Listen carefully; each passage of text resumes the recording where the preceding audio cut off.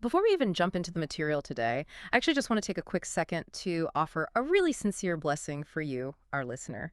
May God bless your day today, and honestly, may He bless the entire week you have ahead of you. We are genuinely so thrilled you're spending this time with us on this deep dive. We really are. It's great to have you here with us. Yeah, exactly. So, Yeah. okay, I want you to imagine for a second that like a modern PR firm is launching a massive global campaign. Okay, I'm picturing it. Right. And this campaign is intentionally designed to just deeply, deeply offend religious leaders. Oh, wow. Good strategy. Right. And simultaneously, it's crafted to sound like absolute laughable nonsense to, all the educated cultural elites. So basically, they're trying to alienate everyone with any kind of influence. Exactly. You would think this PR firm was actively trying to bankrupt their client. I mean, it's a career suicide.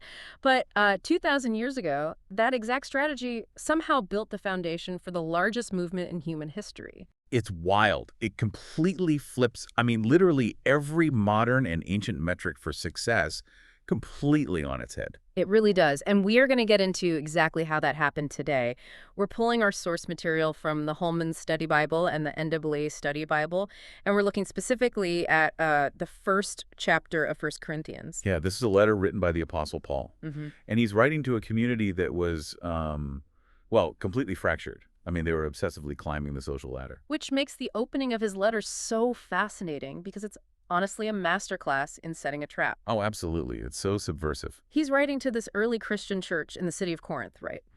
And he starts with what looks like just standard, polite, ancient protocol. He addresses them as saints. Right. And the Greek word the study notes highlight there is hagios. Hagios. Yeah, which basically means separated or set apart for God's service. Which sounds lovely. And then he reminds them that they are, enriched in all their speech and all their knowledge. And if you just stop reading right there, you'd think, wow, he's writing to the most enlightened, put-together group of people in the Mediterranean.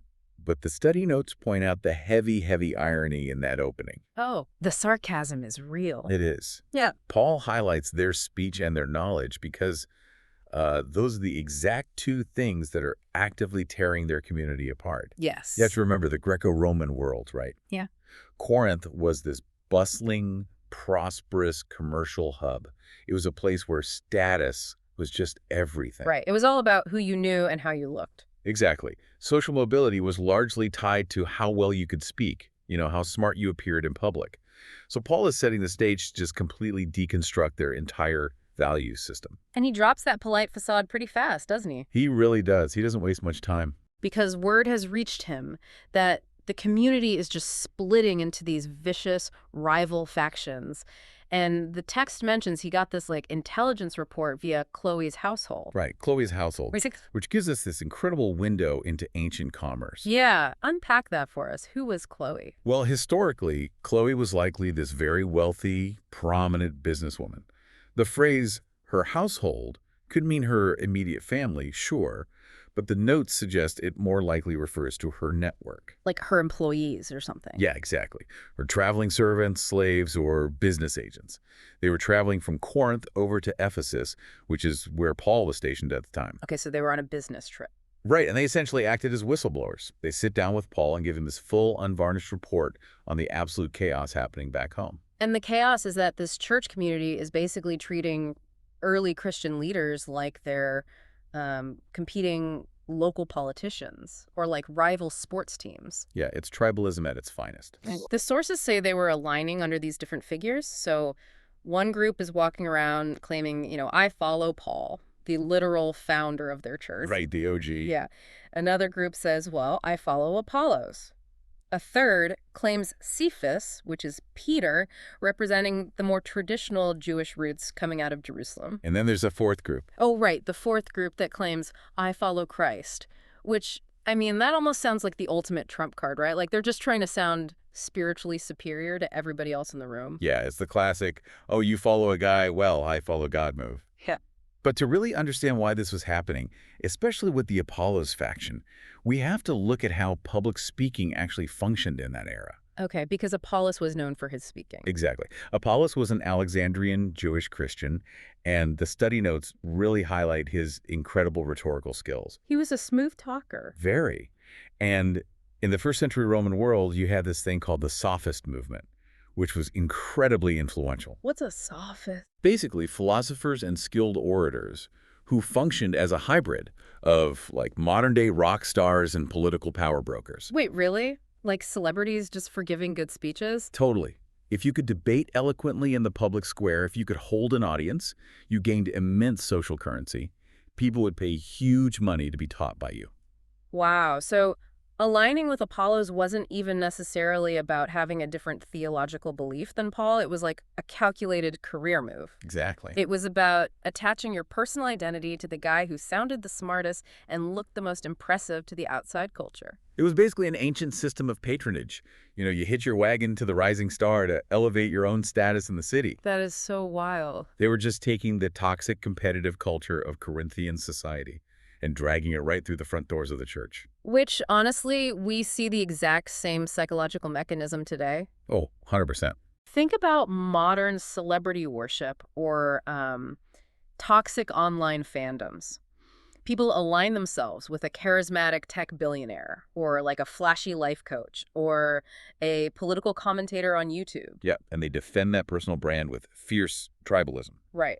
And the actual substance of what the influencer's saying often takes a total backseat to the social identity the follower gains just by being part of the in-group. It's identity by association. And Paul sees this happening in Corinth, and he just flat out refuses to play the game. He won't do it. No. He uses this brilliant rhetorical move of his own. He writes that he's actually grateful he barely baptized anyone in Corinth. Which is such a weird flex for a religious leader. It really is. Yeah. He names like Crispus, Gaius, and the household of Stephanas, and then he basically says, and I am so glad I stopped there. He intentionally kneecapped his own statistics. Exactly. Yeah. So that nobody could ever claim they were baptized in his name. But that completely flies in the face of how you build a platform. I mean, if you're starting a movement, conventional wisdom says you take credit for every single person you bring in. You want your numbers to look good. Right. You want to build the franchise. You want Team Paul to be the biggest, most dominant faction. But by rejecting that, he is intentionally deflating his own earthly metrics. Because he recognizes that a faith built on personal charisma, whether it's his own or Apollos's, is incredibly fragile. It's a house of cards. Right, because it's built on human ego and cultural trends. Paul's mission wasn't to build a personal fan club. He wasn't trying to start a philosophy school. Okay, but if the Corinthians were this obsessed with impressive leaders, and Paul completely refuses to give them the polished philosophical leadership they're craving, how does he plan to keep this community from falling apart? Well, he doesn't try to out-debate Apollos, that's for sure. Right. He pivots completely away from the messengers and points them directly to the message itself. Yeah. And that brings us to this highly provocative concept in the text, the scandalon. The scandalon. Okay, so Paul basically tells them that the message of the cross is foolishness to those who are perishing, but it's the very power of God to those who are being saved. He places the cross right at the dead center of the conversation. Which brings us back to that PR disaster analogy from earlier. It's like a modern tech startup intentionally designing a product that repels its target demographics. It makes no business sense. None, but the mechanism behind it is actually fascinating. Because in the startup world, if you make a product for everyone, it usually appeals to no one. True. By making the central message of this movement deeply offensive to human pride, God essentially created an ego filter. An ego filter. I love that term. Right. The only people who adopt the message are those who are willing to admit they are totally bankrupt. Right. It's a feature of the movement, not a bug. That perfectly captures what Paul is describing. And to see just how effective that filter was, the study notes break down the two primary audiences in the ancient Mediterranean world. The Jews and the Greeks. Exactly. So Paul writes that the Jews demanded signs. They had this very specific, biblically rooted framework for what divine intervention was supposed to look like. Right. They were expecting the victorious, conquering king, like the one described in prophecies, I think in Isaiah 35. Yep, Isaiah 35. They wanted a Messiah who would arrive with undeniable earth-shaking power, someone to overthrow the Roman occupation and establish a literal physical kingdom. And instead, Paul presents them with Jesus of Nazareth, a guy who was arrested, beaten, and executed on a Roman cross. To the Jewish mindset, this was just an absolute contradiction of everything they anticipated. Which brings us to that word, scandalon. Yes. The Greek word the sources highlight here is scandalon, which literally translates to an offense, a trap, or a stumbling block. So a crucified Messiah wasn't just a letdown for them. Oh no, it was culturally and religiously offensive. Yeah. I mean, the law stated that anyone hung at a tree was under God's curse. Right. So presenting a cursed, publicly defeated man as the savior, that contradicted their entire theology of power. Okay, I understand why the religious establishment in Jerusalem rejected a defeated Messiah. That makes sense.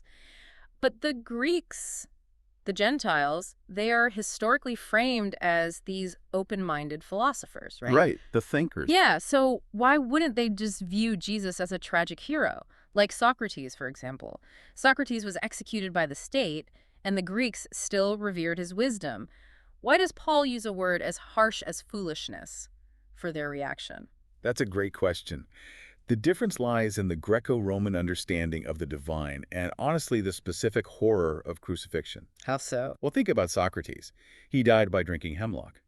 It was a quiet, relatively dignified death among his students, discussing philosophy right until the end. A very noble way to go. Exactly. But crucifixion was fundamentally different. It was an instrument of Roman state terror. Right, it was meant to send a message. A brutal message. It was designed to inflict maximum physical agony and complete public humiliation. Victims were stripped naked and left to suffocate slowly in the town square. It was literally designed to erase a person's dignity entirely. Exactly the point. And the cultural intellectuals of Corinth, who were heavily influenced by Stoic and Platonic thought, they believed that a true deity was detached, untouchable, totally immune to human suffering. So the idea that the creator of the universe would allow himself to be subjected to the ultimate symbol of human weakness and degradation. It was literally unthinkable. In fact, the root of the Greek word used for foolishness here is where we actually get the modern word moronic. Wow. So to the Greeks, worshiping a crucified man was just social and intellectual suicide. Completely. So the cross alienates the religious elites who want power and victory, and it repels the cultural intellectuals who want, polished philosophy and dignified deities. It leaves Paul with zero natural allies in the upper echelons of society. He is intentionally doubling down on a message that offends everybody in charge. And the study Bibles emphasize this was a highly strategic choice. How so? If Paul were to dilute the story of the cross with sophisticated rhetoric, or if he tried to frame it as a triumphant political victory to appease the religious leaders, the cross would lose its power. It would just become another earthly philosophy. Right. The sheer, unvarnished defensiveness of the cross is its primary mechanism for transformation. It forces a complete surrender. Because you can't logic your way into it. Exactly. You have to abandon your reliance on your own intellect, your cultural status, and your religious resume. Okay, but if the Edo filter is working that well, and literally everyone with societal power thinks this movement is either a religious scandal or a moronic joke, who on earth is actually left to build this church? Right, who's actually in the room? Yeah. How do you start a global movement with only the people society has rejected? Paul answers that by telling the Corinthians to simply look in the mirror. Oh, that's bold. He tells them to consider their own calling. The text notes that not many of them were wise by human standards. Not many were powerful. Not many were of noble birth. So he is basically looking at a room full of people, bickering over who is the smartest and who has the best status, and reminding them, hey, most of you are absolute nobodies in the eyes of the Roman Empire. It is a profound, grounding reality check. Because God's selection process, as outlined in this chapter, is a radical inversion of human values. An upside-down kingdom. Yes. God deliberately chose the foolish things of the world to shame the wise. He chose the weak things to shame the strong. And he chose the despised things, the things that the Roman world considered not, or literally non-existent, to completely nullify the things that are. Okay, let me push back on this a little bit. Is this just a cosmic participation trophy for the underdogs? What do you mean? Well, it's easy to read this and think Paul is just romanticizing poverty or a lack of education. Like, oh, you couldn't make it in the competitive Roman economy, so God prefers you. Why would God design a system that inherently favors the unimpressive? That's a really common critique, but it is definitely not a participation trophy. Nor is it a blanket condemnation of wealth or intelligence itself. Okay. The sources synthesize the theological purpose behind this upside-down logic. And it all boils down to this. It is so that no flesh can glory in God's presence. Ah, the great equalizer. Exactly. Yeah. Think about it. If salvation and spiritual standing could be achieved through high intellect or immense wealth or eloquent speech, then the societal elite would dominate the spiritual realm exactly the same way they dominate the earthly realm. Heaven would just be another exclusive VIP club for the rich and powerful. Right. And the system God instituted completely strips away that earthly leverage. The study notes emphasize that believers possess their justification and redemption solely because they are in Christ Jesus. So Christ himself embodies the true wisdom of God. Yes.